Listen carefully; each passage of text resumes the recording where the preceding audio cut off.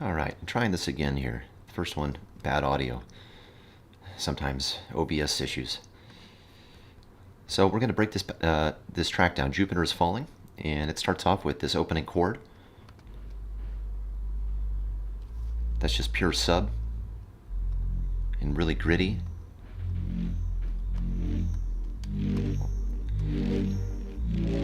Now let's look at this. The patch is in Serum 2.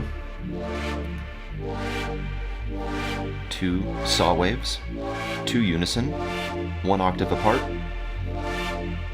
being driven by this LFO shape, which is controlling the filter, and also the fine tune to give it some extra detune. And if you want your synths to sound more analog in software, don't go above 2 voices of unison. After that, it starts to sound like software. So I kind of go to 2 voices pretty often. And then there's a lot of processing on this synth. So I'll turn off without processing. Jump ahead. In the chain, low roll off, extra filters, more on that later. That's my utility rack reverb, my top end saturator. This is awesome. I call this top end saturation. I recommend everybody do this. Just a saturator with some overdrive into a vocoder, which basically I'm using the vocoder like a multi-band EQ, and it gives it some noise. And it kind of smooths out the overdrive. And I like that grit that it gives it on the top end. It just makes it sound old.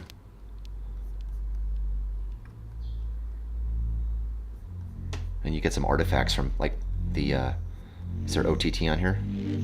No. The reverb gives some artifacts. Which is kind of cool in this case. And inside of there, as that's happening in the beginning, I've got all my synths group in the, what I call not drums. I have a vocoder on the entirety of the synths, which is really just kind of the opening synth line. And it gives it noise, and I slowly fade it away as it comes in.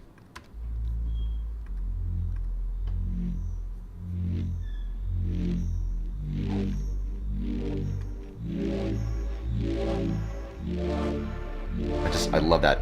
I love that grit it gives it. And as the filter opens on the synth, it slowly backs down. That's the chords. Let's look at the ARP now. This ARP comes in. Here's the patch.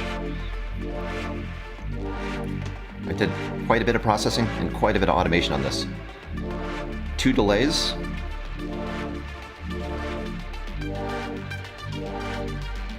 And a reverb on a macro with the size, decay, and dry wet all on one knob. So as you increase that knob, you get this cool kind of washout. And changing the size makes it kind of trippy.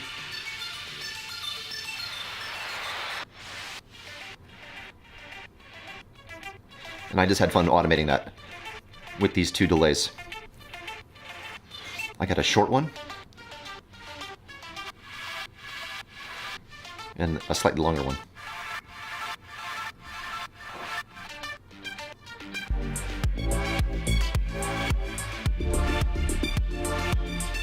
That's how I give it a lot of movement. The patch is relatively simple.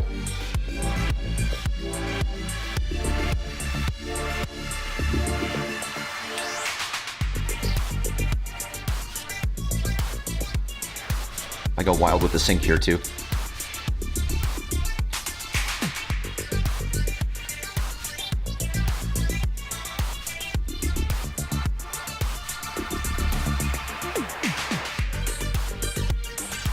Bassline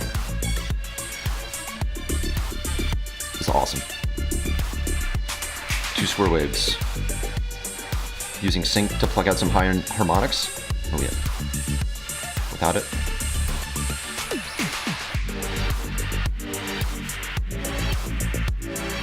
4-pole filter, 24 dB. Processed reverb, delays I'm not using, top end saturator.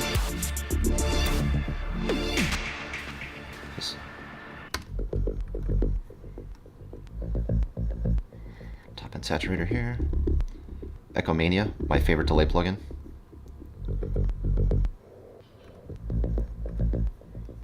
And an OTT with mostly upward compression. Sidechain. Well, do I even need that? No, I don't think I actually even use that synth.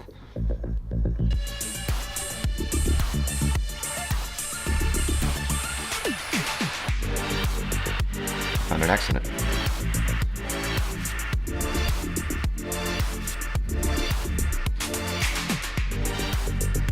I use the ARP to create those feedbacks on the delays and the long reverb tail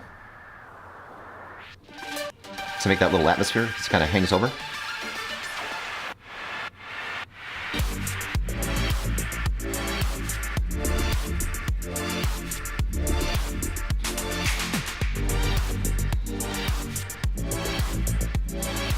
Also have this lead in here. This kind of gliding, almost sounds like a guitar.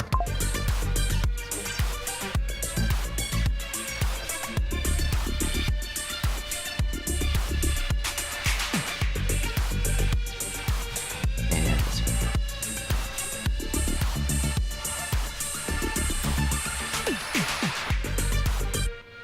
Here it is. I use two Model D emulators called Monarch. And I just use oscillator 2. Tone, I'll call you back. And I automate the note glide. And as the notes are gliding, that with in the envelope.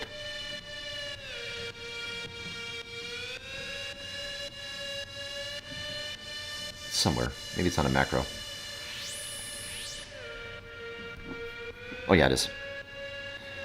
And then I also have a slow sample and hold oscillator with 100% smooth, so it's not jagged stepping. So every half note or half bar, it kind of glides, gives it some instability.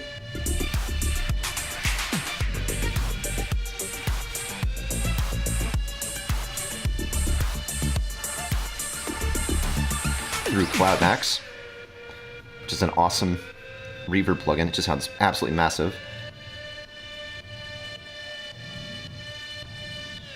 Am I not even using it?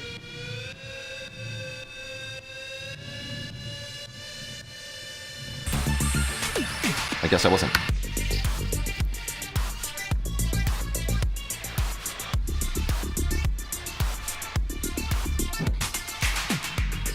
That sidechain off, now that bassline's loud.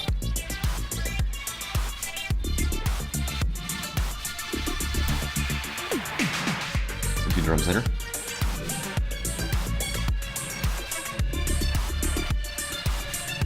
Then when the chords come back in, I add a second layer. We'll let it play and then I'll show you the sound.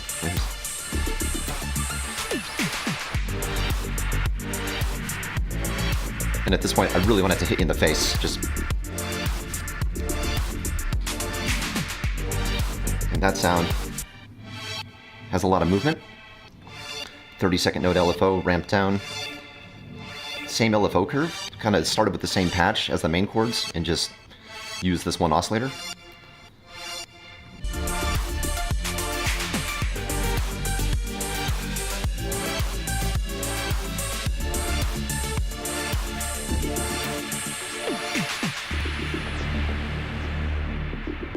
Now the breakdown. It's all right here. This growl pad.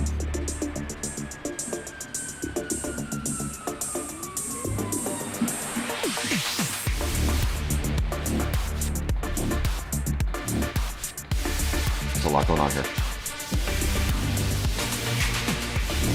So I got that fat pad. these stabs.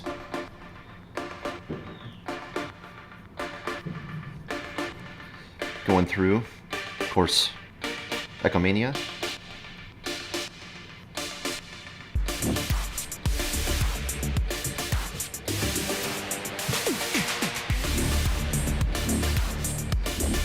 This one is 16 voice unison, just total super soft.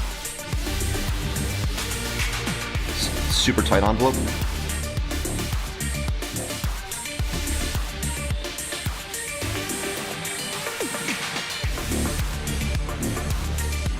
My Wumps serum through an erosion and a saturator and a reverb. Calculated my envelope time attack.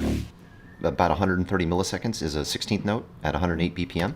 So that's useful to create a rhythmic swell. And I got this patch. This noisy, bright, Euro-y kind of lead. Through a ton of processing.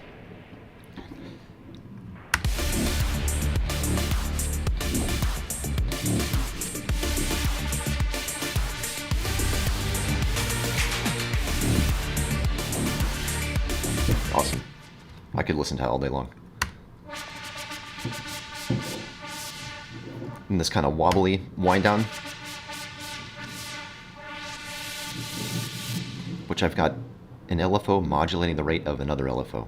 I could have done it with an envelope. I used an LFO.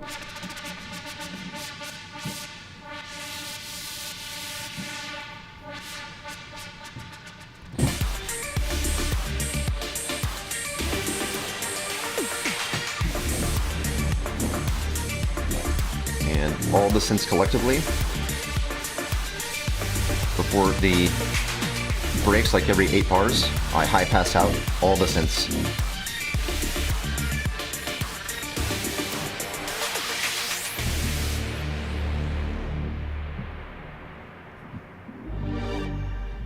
And it ends with those chords again, filtering up, opening up at the very end, kind of leaving you wanting more, hopefully.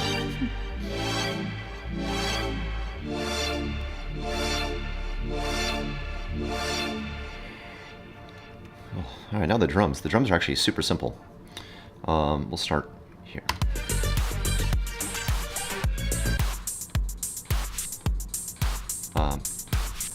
My parallel drum compressor.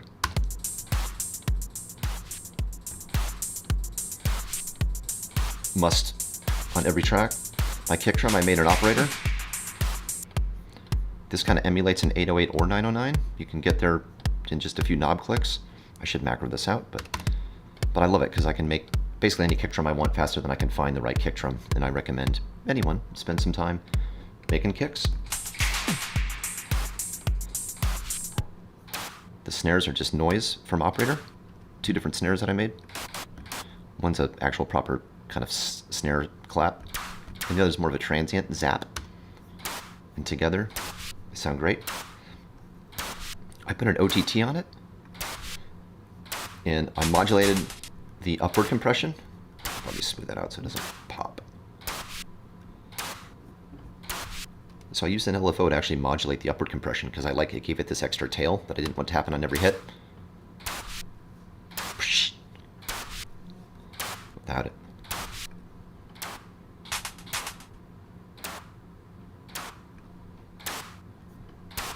Makes it pop more. I like it. The hats, the hats are super simple. 808 closed and a drum synth hat that I use different decay times to create build-ups, open hat, you know. So there's closed, open, and it gets use the decay time opening up for a build-up.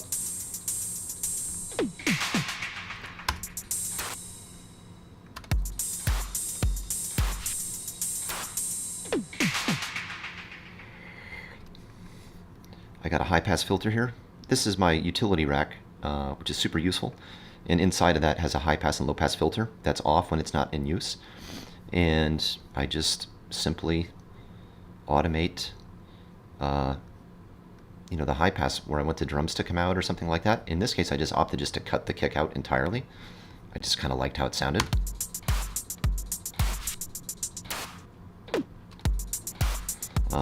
In the context of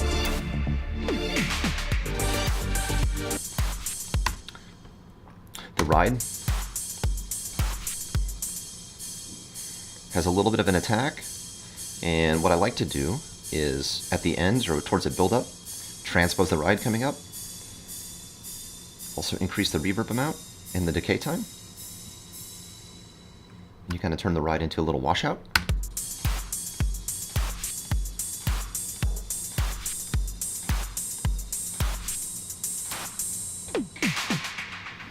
And then some FM toms that are also from Operator that I made. Through a vocoder, kind of gives it an extra sound. Some grit, puts it together, makes it sound like a little brighter. And a clap. And I did have something planned with an arpeggiator there. I don't know, just didn't go too crazy with that. I just landed on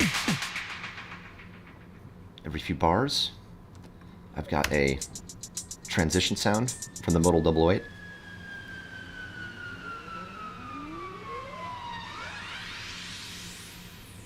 And that's kind of the transition sound from the breakdown into the kind of the switch part.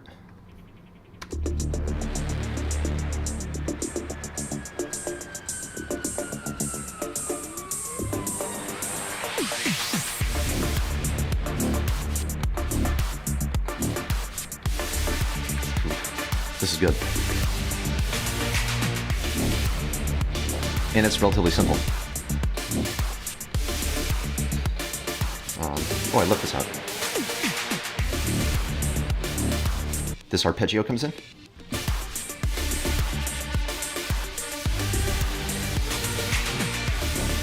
Yep. And what's happening? This sound, super complex, but super simple actually.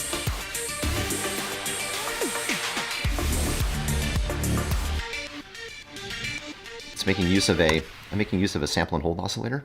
Super slow rate that re-triggers. So every new note hit is a random amount. And I have that going all sorts of places. Wavetable position, sync, FM amount. And then I have two of them so that they're not identical, going other places. That way each note is a little bit different. Pretty tight filter envelope.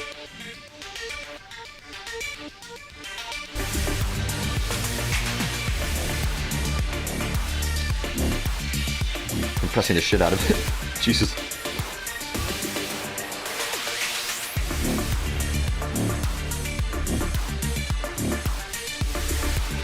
Yeah, fuck.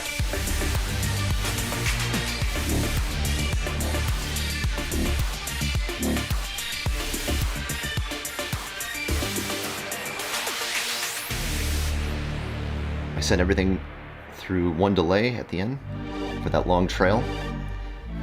And then I cut the delay when the chords come back in at the very end, which filter up and out.